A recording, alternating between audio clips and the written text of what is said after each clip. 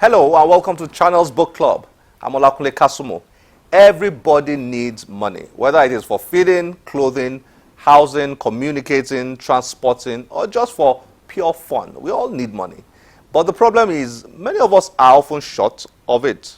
Why so? Well, there are many reasons, but a standout one is that many of us are poor at managing money. Plainly put, we lack financial literacy. Our guest author today is a man who has spent most of his life studying, managing, and accounting for money. He is a prominent advocate of financial literacy, and through his writings and the media, he has consistently promoted financial education. Paschal Okolie is, among other things, the Accountant General of Enugu State. His book, Memoirs on Financial Literacy, explores fundamental issues related to money matters. He joined us to discuss the book and its all-important subject. Enjoy this. Sir Okolie, nice to have you on Channels Book Club. It's my pleasure being here. Thanks for joining us. Thank you very much. Welcome. Thank you. My memoirs on financial literacy. Now, a bit of background here. You've had decades in the financial sector, of experience in the financial sector. Exactly. And you've worked with money, you've worked with investments, you've worked with all the multi-dimensional facets of finance. I agree. And you are currently the Accountant General of State. Enugu State, right? Yeah. The experiences you've had over the years and the things you've seen over the years, I'm guessing they inspired you to write this. Is that correct? Definitely. Plus other dimensions. It's a combination of factors. In fact, the experience I've had over the years played a role. My interaction with people and seeing their needs and their level of literacy on finance. And you mentioned that your experiences running the radio shows. Yes, that's on financial where literacy. I'm coming to. Because in the course of time, FM studio of Federal Radio Corporation of Nigeria, Enugu, they run a program under what they call an afternoon cruise show, where they do financial literacy. So they used to invite me to come and talk on those programs. And the Enugu State Broadcasting Service, too, have another program they call Business Digest, where they educate their listeners on financial literacy. I've held a series of programs in those two stations. After a couple of time, they were inundated by calls requesting for documented material on those lectures I was giving over the air. In fact, they mounted pressure on me to produce this. Put it together. And to the extent that even some of the people who listen to it come to my office demanding for documents on this. So that now made it possible for me to start thinking of how to add value to society by carving out some time to do this. By nature of my office as Accountant General and Permanent Secretary in Enugu State, it is very, very difficult assignment. But I had to take out some time and compile this and to be able to come up with this book to educate the public, both professional and non-professional, on how to have some skills on managing their finances. Is the lack of financial literacy the reason why there is an extremely high poverty rate in Nigeria? It has a factor. Is a factor? It's a factor.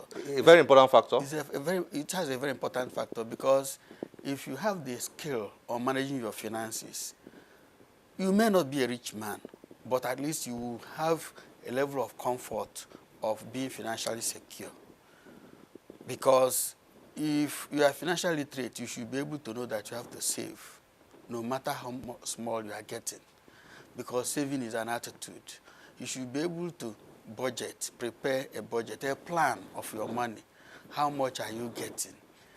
What are the sources of expenditure that you have? Can what you have be able to cope with your needs? You should be able to draw a line between your needs and your wants. Which one takes priority? If you don't have that kind of plan and you just spend money because money is coming, very often you are in crisis. You're getting into trouble. Yes, and you are almost in deficit perpetually. And if you are in deficit, you can't manage your emergencies, you go for loan, you go for all this, and if everybody sees you, you're almost like a finished person. But if you plan your finances, like we used to say, cut your Coat according to your cloth. size. Not your size, but your cloth. Okay. The cloth that is available. Because your cloth may not even be yes, now, so, enough for your size. Because if you are too big and you have a small quantity of cloth, you can decide to make only shirt instead of trouser and shirt. So it happens with money too. Okay. So if you are somebody that earns 10,000 naira, why not just assume you are getting only 9,000? Be discounting 1,000 and be keeping somewhere, knowing that there has to be, if you're a married person, any of your children can become sick. It's an emergency. You can become sick. If you're a carpenter and you are during your active days, you should be able to be putting something somewhere, knowing that there's a period of active life. Why is saving so difficult? Or am I the only one that finds it difficult? No, that's why I'm telling you that it is an attitude. It's an attitude. If you cultivate it. Have you ever found saving difficult? Savings? Have you ever found it difficult? Initially, I found it, but because I have not cultivated the attitude, it became a problem. But at a point, I noted the fact that you have to make it a point of duty. By doing that kind of discounting method, that's if you are getting... If you're a salaried person, you are paid 10,000 naira in a month. Have it at the back of your mind that you are getting 9,000. Keep away the 1,000. You get the point. Okay. And over time, remember, 1,000 saved for 1 year. It's incredible. It's a lot of money. That's 365,000 naira. And that amount of money you've saved, you can use it to do an investment. Just when you think about that, the 1,000 naira a day. A day. At the end of... That's 360 days. That's a lot. But some people will tell you that they don't even have 1,000 naira a day to save. That's if you earn 60,000 naira a month, like so many Nigerians do. Yes, yes. How do you save 30,000 naira? Like you said, okay. Anyway, you just use 1,000 as an example. Exactly. Like, I use this as an example. Yeah. For example, somebody who is earning, let me keep on using 10,000 just as an example. You are earning 10,000. Maybe you're a security man. How do you save from 10,000 naira? That's the illustration I want to give. If you have that attitude, that man who is earning 10,000 naira can just have at the back of his mind that I'm only having 9,000. You put away. But there's 1,000 extra. Yes, there's 1,000 naira. You put it away. Assume it is not your own. And phone card has finished. Over time, that's why I say it's an attitude. Because remember, if you recharge your phone, you can recharge with 1,000 and finish it 1 day. But if you insist on recharging only 100 naira, that's training by you because you know once you exceed 100 naira, you can't go again. So in the same way, if you spend 9,000, you assume your money is finished because you are keeping 1,000 somewhere. And over time, you can get 1,000 and save up to 3,000 naira from it. You can use that 3,000 and start looking for something you can invest. I started the example of, for example, if you have a backyard, even if you can't cultivate, you can engage somebody who can cultivate for you, where you can raise vegetables. If that vegetable survives, it's a source of savings. Because as a low-level staff, the vegetable you have collected from your backyard becomes a source of savings because you can't buy vegetable again. That money you would have used to buy vegetable, you got it by yourself. You can explore gaps within your area. Create multiple streams of income. Yes, exactly. Within your area, if you discover that matches is not usually available, why can't you go and buy some matches and keep around and start selling? That's investment for you. You are now getting another source of income. There's another difficult thing you said here. Exactly. You kept hammering in your book. Exactly. Tracking your expenditure. Yes. Like in page 43, you wrote here, advantages of tracking expenditure. You are saying here that I should track every kobo that I spend. Exactly. That can be difficult, isn't it? It's very, very important. It's not difficult. Like, you said every kobo. attitude. every couple you spend, you have an idea of what you are spending. Because it is usually said that an unexamined life is not worth living. If you don't check what you are doing, you will assume the money will always be there. Gone. Because for you to track, you have to have your budget. Know how much you are getting, how much you are spending. And it will help you to draw a line between your needs and your wants.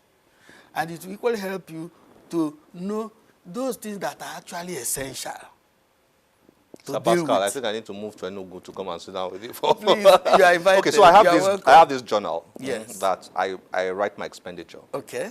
Okay, so when I spend, I track. Yes. Okay, but what I've observed is that at times I am not consistent. Yes. Okay, so even though it's dedicated for expenditure, yes, okay, yes. and I write down, but I'm not consistent. What's the problem with that? If you are not consistent, you discover that there's a gap. Which is what happens. Yes, because the issue is that if you form it as a habit, if you have, for example, a salary earner, you earn 30,000 naira in a month. We are talking of minimum wage now. And you're able to have a record of how much rent you're supposed to pay in every month. How many children do you have? What is their school fees like? You belong to one-time union meeting. What is your due in a month? Why not run the thing and know how much you expect to spend? If it is more than 30,000, it will help you to reduce the number of bottles of beer you take. Because if you drink one bottle every day, and you run your income and expenditure, you may discover that within the month you're already getting 1,000. In other words, you'll be looking for where you will borrow 1,000. What it means is that if instead of borrowing, since I take one bottle every day, let me now reduce it to one in a week. One in a year, in a year or something like that. And if you are in the habit of when you have visitors, you bring cartons of beer. You have known that if you want to do that, you have to go and borrow. So what do? You now decide to buy angara. That is some of these things like granite. They can be part of what you can use to present as cola to your guests because you can't afford beer. But if you don't prepare it, maybe if the day you got your salary, you will think money is there, and then you'll be... Bottom line is self-discipline. Definitely, that's it. And developing the habits and the culture of savings. And planning, budgeting, keeping track of expenditure, and all that. A lot of people have challenges with that. In fact, I thought that I was not doing badly until, going through your book, I said, oh my goodness. I said, okay, so one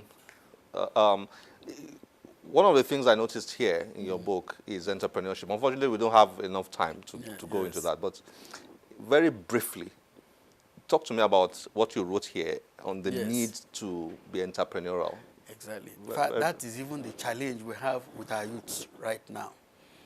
Entrepreneurship entails the idea of somebody studying an environment, identifying a gap, and converting that gap into profit.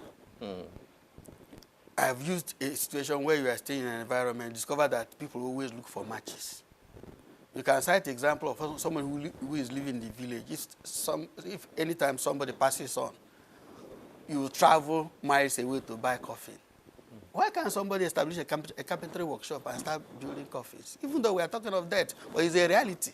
So an entrepreneur is one who designs a system, identifies a gap, and fulfills that gap with aim of making profit. Once you exploit it, and our graduates today, if they think and exploit those opportunities, we have few people looking for white-collar jobs. So part of what this book is equally telling is that we should shift our attention from looking for white-collar jobs because it is shrinking. Let us be thinking of something that can give us money outside value you can add.